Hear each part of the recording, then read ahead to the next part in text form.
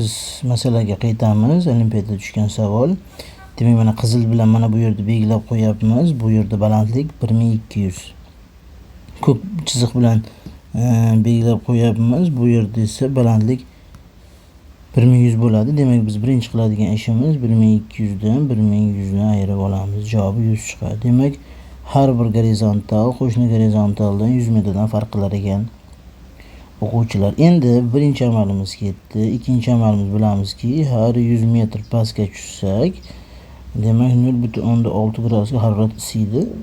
Demak, bizlarda bu yerda yuqorida harorat 27 gradus Selsiy edi. B nuqtaga tushishimiz uchun bitta gorizontal pastga tushishimiz kerak. Bitta gorizontal pastga tushadigan bo'lsak, demak biz 3-amalimizda 27 ga qo'shamiz 0.6.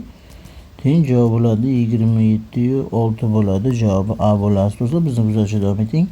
Bu videorolikni geografiya o'rganmoqchi bo'lgan tanishlarga tashlab qo'ying. Sog' bo'linglar, salomat bo'linglar. Kanalimizga obuna bo'lib qo'ying.